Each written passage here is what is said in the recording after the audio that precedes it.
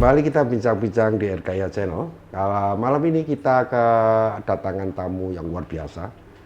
Seorang perempuan yang aktif dalam dunia transportasi. Ya, tepatnya adalah Ketua Rumah Berdaya Pengemudi Indonesia.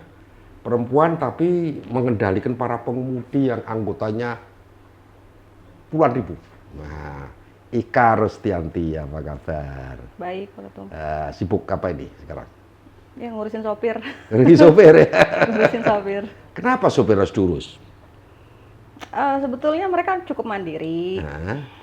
Cuma di beberapa hal mereka kesulitan untuk berkomunikasi dan mengakses banyak hal di negara ini. Jadi perlu sebuah wadah ya. Organisasi. Betul.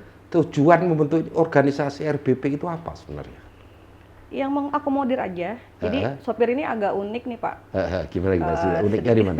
Iya, jadi kalau perkumpulan yang lain gitu ya, di luar sopir, mereka dilatar belakangi mungkin pergerakan, terus perjuangan atau apa. Sebetulnya kalau sopir berkumpul mereka ringan banget, alasannya latar belakangnya cuma karena ada temen ngopi bareng. Oh iya. Terus ada temen cerita kalau lagi trouble armadanya, atau mereka sharing muatan. Gitu. Itulah kenapa berjejaringnya mereka sesama mereka begitu manfaatnya. Latar belakang. Cipta pengalaman dalam perjalanan, ya betul. Dipalak di mana? Iya, daerah sini ternyata begini. Banyak pemalak, pemalak gitu. Iya. Ini sopir ini atau logistik ya? Itu berarti kaitan sama logistik. Itu sopir apa aja? Yang bergabung di Rumah Berdaya Pengemudi Indonesia ini. Iya, dari online kita ada sopir pribadi. Yang bawa direksi-direksi BUMN juga ada. Yang bawa ekspat juga ada. Sampai ke sopir yang dia punya armada sendiri, dia berjuang cari muatan sendiri, dan dia nyicil armadanya sendiri. Truk, trailer. Oh, trailer juga? Iya, ada yang bawa bahan berbahaya juga. Jadi semua kegiatan pengemudi apapun yang dikemudikan mobilnya atau kendaraannya itu bisa bergabung dengan RBPI. Betul, Pak. Terus untuk mereka bergabung apa? Syaratnya? Keuntungan. Benefitnya kenapa? Benefitnya kenapa mereka senang bergabung? Apa mereka untuk? Kan pasti orang mau masuk sesuatu, untung gua apa nih? Kalau ideologi, kalau ini kan bukan ideologi. Nggak ada ideologi. Apa untungnya apa? Ya pasti lebih terkoordinir. Di RBPI kami menjanjikan bahwa kami memperjuangkan suara teman-teman yang selama ini mereka lebih nggak tahu harus kemana, harus gimana, karena regulasinya secara undang-undang belum ada sampai hari ini. Tentang pengemudi? Tentang pengemudi dan pekerja informal secara keseluruhan. Sehingga memang kita hanya mengandalkan diri kita sendiri, sehingga kita harus berkelompok, harus berkumpul, sehingga suaranya bisa lebih bulat, bisa lebih didengarkan. Nah, RBPI menjadi jembatan dari teman-teman pengemudi ke para pemilik kebijakan. Baik di daerah maupun di pusat. Pemerintah daerah, pemerintah pusat, bahkan kepolisian. Betul. Yang sehari-hari berhadapan di jalan di sub polisi ya. Di sub. Kalau ada razia misalnya, atau ada laka, kecelakaan gimana? Salah satunya juga pendampingan hukum nih, Pak. Ya, jadi kan dengan resiko yang sangat tinggi, kalau nggak nabrak kan ditabrak nih, Pak. Nah, dua-duanya ini kan butuh pendampingan, karena beberapa pengemudi kan SDM-nya juga jauh dari pengetahuan hukum, sehingga membutuhkan satu wadah seperti kami, asosiasi, untuk ikut turun mendampingi mereka secara hukum. Jadi kalau ada laka, ada masalah di jalan, nabrak, ditabrak dan sebagainya. Namanya di jalan meninggal, betul, Pak. Nah, terus intinya RBPI ini solusi. Bersama, kebersamaan, membangun sebuah kebersamaan. Agar para sopir ini tidak merasa sendiri, sehingga kalau ada masalah dipecahkan bersama, ada solusi lah. Dan juga untuk kesejahteraan. Program-program kesejahteraan untuk pengemudi yang dimainkan oleh RBPI apa? pemberdayaan SDM sudah pasti, karena saya berharap ke depannya pengemudi bukan lagi satu pekerjaan yang dianggap remeh, dengan posisinya yang sangat strategis, mobilitasnya yang tinggi, tetapi kan selama ini dianggap remeh ya kan. Itulah kami merasa bahwa SDM-nya pengemudi perlu diberdayakan lebih baik lagi. Seperti saat ini saya dan kawan-kawan di RBPI sedang melakukan sertifikasi BNSP untuk pengemudi di seluruh Indonesia. Wih, gratis. Jadi disertifikasi? Iya. Pengemudi? Iya. Gratis tapi kan? Gratis, Pak. Difasilitasi oleh negara? Iya. Luar biasa. Oleh Kementerian Ketenagakerjaan dan BNSP. Luar biasa, berarti pemerintahan memperhatikan. Iya, saya mulai kapan itu? Sudah 1 bulan, dari bulan kemarin, Pak.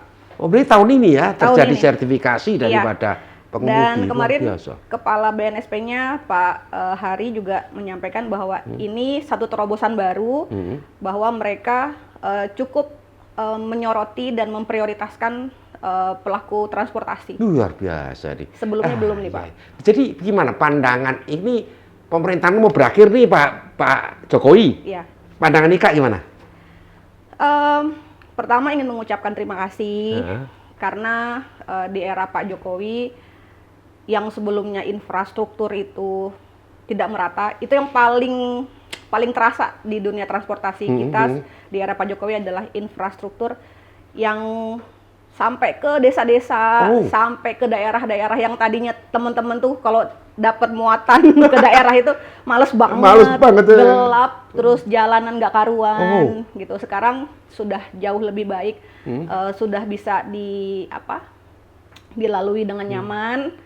Terus ada BPJS Ketenagakerjaan juga. Oh iya. Apa hubungan BPJS? Ini kan sopir informal. Iya. Bukan pegawai formal. Nah, gimana nih BPJS Tenaga Kerja ini maksud? Di era Pak Jokowi sampai beliau mengeluarkan Inpres yang artinya sedikit memaksa. Sebetulnya bunyinya mengharuskan sih, Pak.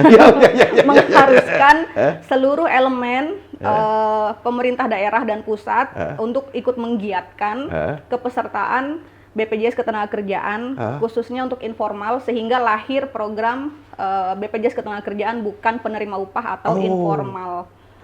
Jadi yang pertama happy mungkin sopir.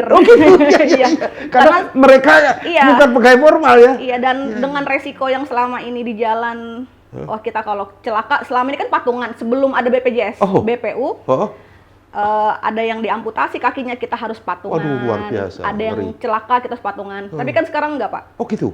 Apa keuntungan mereka ikut BPJS Tenaga Kerja? Dengan 16.800 yang lebih murah dari harga rokok. Per bulan ya? Per bulan. Oke. Tetapi pertanggungannya kalau kecelakaan kerja itu sampai sembuh, kaki diamputasi ganti kaki palsu, terus sampai dapat santunan kehilangan pekerjaan kalau cacat. Oh ya? Iya. Terus kalau meninggal dunia dapat 42 juta dan saya baru saja menyerahkan santunan ke Malang kemarin 247 juta. Loh, kok bisa banyak? Iya, gabungan, Pak. Dia punya PU dan punya BPU. Apa itu PU itu? PU tuh kalau dia bekerja di perusahaan, nah sama perusahaannya dikasih tuh. Dia bekerja formal. Jadi boleh double tuh. Karena jam kerjanya kan lain. Iya. Jadi BPJS Tenaga Kerja itu bisa double ya?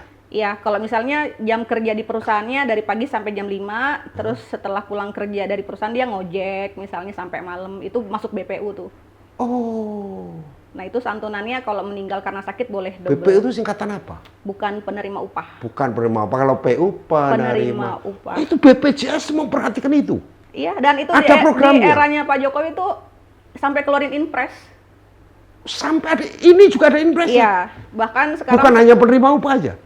Iya, informal juga. Bahkan saya dengar di yang sekarang itu makin gencar sampai ke tingkat RT, mereka wajib tuh lurah RT gitu ke bawah itu wajib mendaftarkan, iya. Oh, petugas RT, pengurus RT, atau satpam ya? Iya, betul. Di RT, sampai Inpresnya ada itu? Ada Inpresnya. Luar biasa. Oh, itu yang dirasakan keberadaan Pak Jokowi era Pak Jokowi terhadap dunia transportasi para pengemudi ya. Iya, betul. Jadi untungnya saya bahagialah selama Pak Jokowi kasarnya gitu. Iya, kan jadi itu menunjang sejahtera nih Pak ya. Oh iya. Jadi kan sejahtera itu dari berbagai macam aspek ya. Kalau kecelakaan, terus kita udah nggak punya uang, terus kehilangan pekerjaan misalnya amit-amit misalnya sampai cacat, kita nggak tahu harus dari mana. Lo ada BPJS lo sekarang. Jadi benefit BPJS penting sekali buat masyarakat, terus apalagi para pengemudi yang setiap hari terancam di jalan ya. Betul. Nggak tahu apa yang terjadi karena kalau nggak menabrak ditabrak kan masalahnya. Benar. Oke, kita kembali ke RBPI itu di mana saja? Sudah punya cabang di mana maksudnya? Ya, kantong terbesarnya kalau di Sumatera di Aceh. Oh, sampai Aceh? Ya. Aceh, luar biasa. Medan, Jambi, Palembang. Itu yang besar-besarnya Pak. Kalau yang lainnya ada tapi nggak banyak. Kalau di Jawa rata. Oh, Jawa rata ya? Jawa Jakarta rata. Sampai Jawa Timur? Sampai Jawa Timur. Luar biasa. Terus kalau di Sulawesi, kita baru di Sulawesi Selatan dan Sulawesi Utara. Luar biasa. Anggota ada berapa puluh ribu ya? Belum banyak sih Pak, 12 ribuan. 12.000 luar biasa. Iya. 12.000 pengemudi kan ya, iya. Yang setiap hari mobile. Oh jadi sehingga merasakan, makanya Ika tahu sampai ke ujung-ujung desa, antar kabupaten transportasi di Jawa dan luar Jawa sudah terhubung dengan baik di era Pak Jokowi ini. Karena anggotanya sampai Aceh ya. Iya, sampai Sulawesi ya. Kan juga jadi irit bahan bakar, menghemat gitu dengan infrastruktur yang lebih baik. Dan berani yang jelas ya. Iya. Berani ngangkut. Berani ngangkut. Tadinya nggak mau. Dari desa diangkut ke kota, oke. Kalau dulu enggak. Dibayar berapapun nggak berani ya, karena rusak jalannya. Betul. Loh, penerangan juga sudah bagus berarti sampai kampung-kampung itu. Sudah sih sejauh ini belum ada laporan yang gimana ya? Mereka cuma menyampaikan bahwa jalan udah bagus, penerangan bagus, malam pun jalan oke gitu ya. Ya, memang masih ada sih beberapa wilayah yang kriminalitasnya tinggi. Oh, misalnya mana itu? Lampung. Oh, Lampung kriminal masih tinggi ya? Iya, Lampung. Terus jalan lintas antar Sumatera Utara dengan Aceh. Oh, juga, itu masih ada banyak kriminal? Iya. Apa itu bentuk kriminalnya misalnya? Bajing loncat. Oh, ngambil angkutan. Oke. Wah, ini untuk Kepolisian Republik Indonesia nih, wilayah-wilayah kriminal minta informasi dari RPBI, itu nggak usah pakai intelijen, udah jelas, tinggal intelnya masuk. Betul. Oke, sekarang terkait dengan RBPI, kedepannya itu di samping sertifikasi saat ini kan, berarti sertifikasi ini bisa untuk internasional dong? Beda skema sih Pak. Oh beda skema, tapi paling nggak udah punya modal ya? Udah punya modal. Jadi bukan cuma SIM, tapi ada sertifikasi. Ada sertifikasi. Sehingga tatkala ada kemitraan dengan perusahaan-perusahaan yang kita tuju, bisa nggak itu misalnya ada nganggur nih sopir nih, terus RBPI melakukan apa? Alhamdulillah, jadi kan kita satu-satu nih Pak waktu bangun RBPI, dari mulai pendampingan hukum, terus BPJS-nya. Nah sekarang kita punya unit usaha, unit bisnis bareng-bareng. Wih luar biasa. Iya. Iya, satu koperasi. Oh koperasi, koperasi udah jalan ya? Iya sudah jalan. Nah, itu kan ada koperasi tempat ngetemnya sopir-sopir itu gimana ceritanya? Basecamp Pak. Iya basecamp itu gimana? Ya nggak cuma di RBPI, tapi di semua komunitas pengemudi mereka punya basecamp. Yang basecampnya itu dijadikan usaha, jadi tempat ngopi, tempat istirahat, tempat makan. Gitu. Jadi transportasi antar kota pun bisa mampir ketemu sesama sopir. Itu ya. Oke, ini usaha ini udah jalan berarti kan? Udah di wilayah mana aja itu? Di setiap wilayah yang saya sebut tadi ada basecampnya. Deli Serdang ada, Palembang ada. Sehingga kalau ada kejadian sesuatu, kontak ke ke basecamp terdekat pun bisa saling membantu ya. Bisa banget. Terutama ada bajing loncat dan sebagainya itu ya. Iya. Oke. Nah kemudian ada program sertifikasi. Iya. Ada unit usaha baru kita. Iya usaha baru gimana? Bisnisnya sebetulnya ini mungkin kalau teman-teman serikat agak ngedemo nih Pak. Oh iya apa itu? Oh serikat pekerja demo mungkin, tentang pekerjaan ini. Unit bisnisku mungkin agak agak kontra sedikit karena aku memutuskan di RBPI kita mengadakan outsourcing, perusahaan outsourcing atau alih daya. Iya. Yang selama ini diperangi oleh serikat buruh manapun, anti outsourcing gitu ya. Gimana kok bisa malah ini para pengemudi bikin unit usaha? Iya, padahal serikat juga teman-temanku juga. Gimana? Jadi sebetulnya setelah mendirikan usaha ini namanya PT Daya Selaras Indonesia, itu adalah unit bisnisnya RBPI. Aku jadi punya sudut pandang yang lebih kaya, bahwa kemarin selalu melihat segala sesuatu dari sudut pandang pekerja, si sopir. Nah, setelah sekarang membangun ini, aku juga jadi punya tambahan sudut pandang dari sisi pengusaha. Nah, kemarin mitra kerja kita ada salah satu logistik ekspedisi di daerah Cakung, Jakarta Timur, ngobrol banyak bahwa mereka juga kesulitan. Saya nggak tahu di sektor lain bagaimana, tetapi di sektor transportasi mereka memiliki kesulitan berkomunikasi, membangun komunikasi dengan teman-teman pengemudi. Nah, terus alasannya, latar belakangnya adalah bahwa beberapa bulan terakhir anggota saya kan banyak yang nganggur juga nih Pak. Terus ini gimana nih caranya mengkolek, dan kita punya kantong SDM yang banyak, terus kita salurkan bagaimana caranya. Iya. Akhirnya kita bangunlah outsourcing ini untuk menyalurkan mereka. Tetapi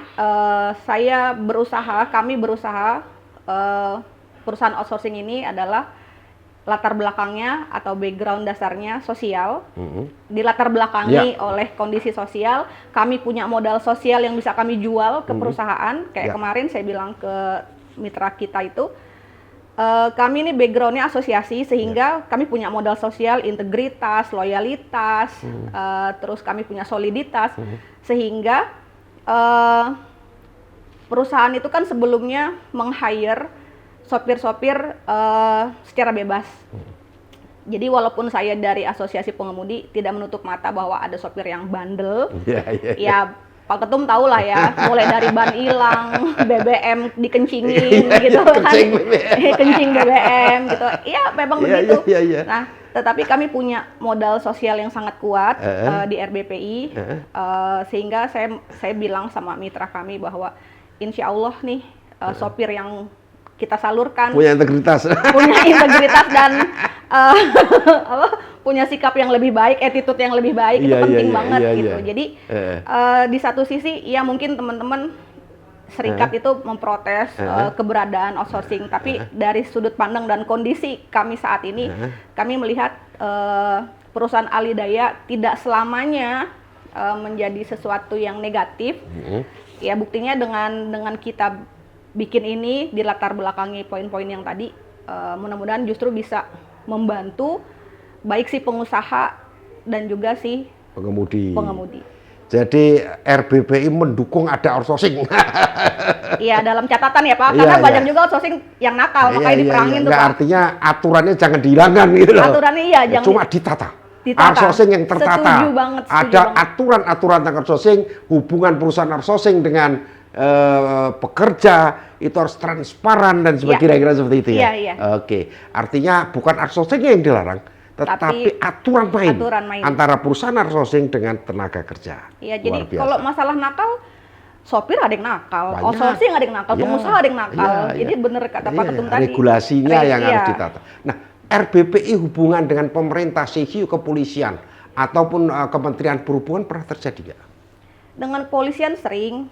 Tapi Kementerian Perhubungan sampai hari ini belum pernah. Wah, ini Menteri Perhubungan nih. Pernah ngajuin surat nggak? Dulu pernah. Jangan cuma surat, harus 1 kali, 2 kali, 3. Jangan-jangan suratnya nggak nyampe. Bisa jadi. Iya kan? Kadang-kadang tertumpuk kan bisa. Tertumpuk, Nah, nantilah kita coba teman-teman untuk mencoba kembali melakukan audiensi dengan Menteri Perhubungan dan Dirjen Perhubungan Darat. Artinya apa? Bagaimanapun keberadaan RBPI sangat penting. Asosiat pengemudi ini harus tumbuh berkembang untuk kepentingan kesejahteraan daripada para pengemudi dan perlindungan terhadap pengemudi, karena bangsa ini salah satu tujuannya melindungi warga negara. Betul. Kalau negara belum bisa, melalui asosiat kita melindungi warga negara, kan begitu kira-kira. Dan juga kesejahteraan. Itu kan tujuan kita berbangsa. Itu kan mencerdaskan kehidupan bangsa, mensejahterakan, kemudian juga melindungi kan itu tujuan berbangsa dan bernegara kita itu pendiri bangsa luar biasa. Nah ini melalui associate tiga-tiganya terpenuhi kan, bukan cuma pemerintah ya kan, associate. Nah, tinggal bagaimana kita mengkomunikasikan dengan pemerintah. Jadi apa pesan dan kesan terhadap Pak Jokowi setelah 10 tahun dan sebentar lagi mau berakhir? Apa pesan kesan daripada IKAP? Ya pasti terima kasih sih, yaitu tadi karena paling dirasakan adalah pertumbuhan infrastruktur yang menyeluruh, terus perlindungan juga yang menyasar kepada pekerja informal. Jadi saya berharap penerusnya Pak Jokowi mungkin sekarang lebih fokus ke pelakunya ya, karena infrastrukturnya sudah sangat bagus di era Pak Jokowi, dan semoga apa yang sudah dikerjakan Pak Jokowi juga dilanjutkan. Karena saya lihat ya Pak Jokowi adalah salah satu pemimpin di Indonesia yang dicintai banyak rakyatnya. Ini luar biasa, kita bincang-bincang tentang dunia transportasi, dunia pengemudi. Kita akan lebih detail pembicaraan lebih lanjut di minggu-minggu yang akan datang tentang bagaimana profiling pengemudi, bagaimana situasi pengemudi, masalah-masalah apa yang terjadi dalam dunia transportasi minggu depan. Selamat malam.